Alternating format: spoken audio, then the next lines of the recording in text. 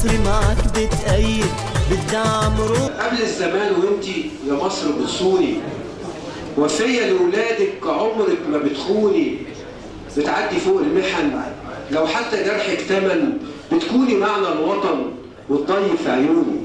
انسي الجراح يا مصر، آن الأوان تفرحي، لسه البراح ممدود، ضمي الولاد وارمحي، طول ما الجناح مفرود ما تحوشوا أي حدود، ولا ابنك الموعود كله دروب مطرحي. اكتبي كلمة وطن تكوني حروفي، وارسمي فوق الزمن حلمك على كفوفي، عمري على ايديكي وملامحي في عينيكي، منقوشة أساميكي على قلبي بالكوفي، منقوشة أساميكي على قلبي بالكوفي. المراجع الأستاذ أحمد عوض. تأسس وتشيد وتصنع بيئة مصرية. بسم الله الرحمن الرحيم، والصلاة والسلام على أشرف الخلق سيدنا محمد عليه الصلاة والسلام. الأهل والأحباب المزدنى بهم القاعة، المنصة الكريمة وحظي فيها هو الأستاذ أحمد أدري لما عمل اللي عمله من أول ما عرفته تحت مسمى معركة الوهن، وتزامن مع المستشار محمد بدير، وكانوا بيعملوا في بدايات حاجات جميلة جدا وما زالوا طبعا. معركة الوعي يا جماعة دي أنا بقول اللي بيقدمه الأستاذ أحمد أدري، وأيا كان بقى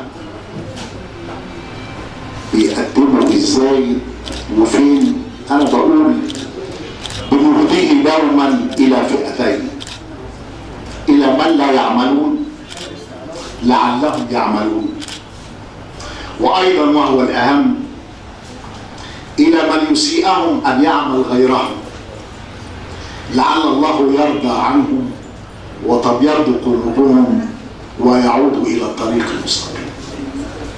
رسالة معركة الوعي دي احنا في أشد الحاجة إليها، ويمكن زميلي العزيز المستشار محمد بدير ثم الحاج فتحي عبد اللطيف اخويا العزيز. انا مش عارف، بس قلت العنوان وما دخلتش في تفاصيل، لكن ما استرعى انتباهي المستشار محمد بدير لما حضر كلمته في الاول قال احنا في ظروف بالغة القصر، ظروف اقتصادية صعبة بحاولها فئة العمال اللي احنا جايين بنحتفل بيهم، العامل اللي من 1886 وبقى العمل له قيمة معينة بالأحداث اللي حكوها حكاية حاج فتحي عبد اللطيف لغاية ما وصلنا للتنظيم النقابي الكبير اللي موجود في كل مؤسسة موجودة عندنا. التنظيم النقابي ده هو مش حماية العامل فقط، ولكن عجلة الإنتاج محتاجة. النهارده بننادي إن لابد أن يعاد النظر في صياغة المصانع الكتيرة اللي مقفولة، مصانع كتير ما بتشتغلش.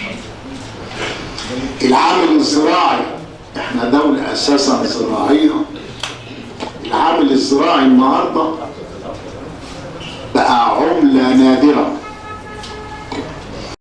بقى يطلع يشتغل على توك توك، يشتغل على أي عربية، يشتغل على أي حاجة.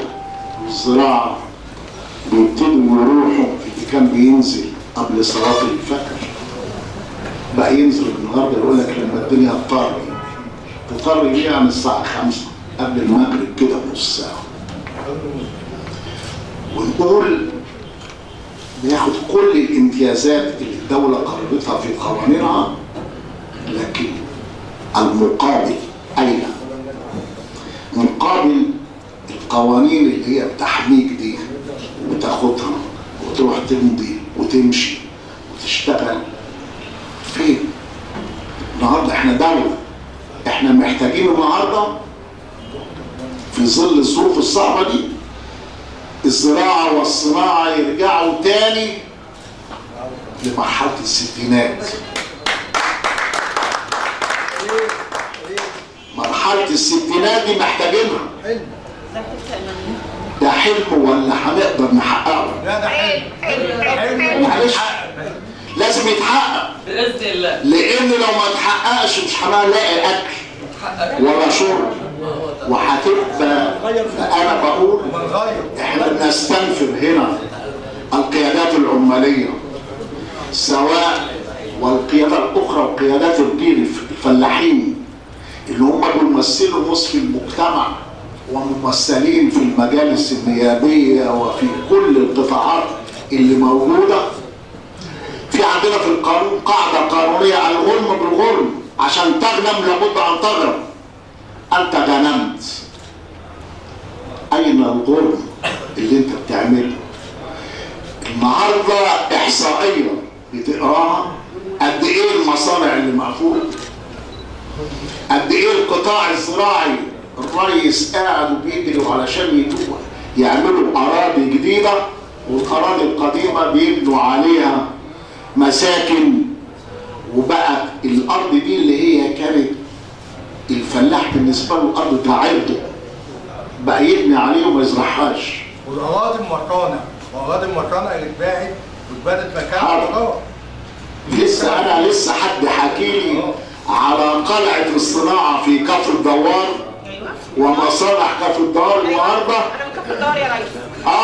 بقت النهارده بتتباع مباني. اسكندرية بتتباع مباني كل خط المحمودية. ده فانا بقول لابد من هذا المكان واحنا بنتكلم ومعانا الناس الجميله دي كلها كله في موقعه يوصل ان احنا ما بنجيش نحتفل وبس، احنا نحتفل ونقول كلمه كلنا.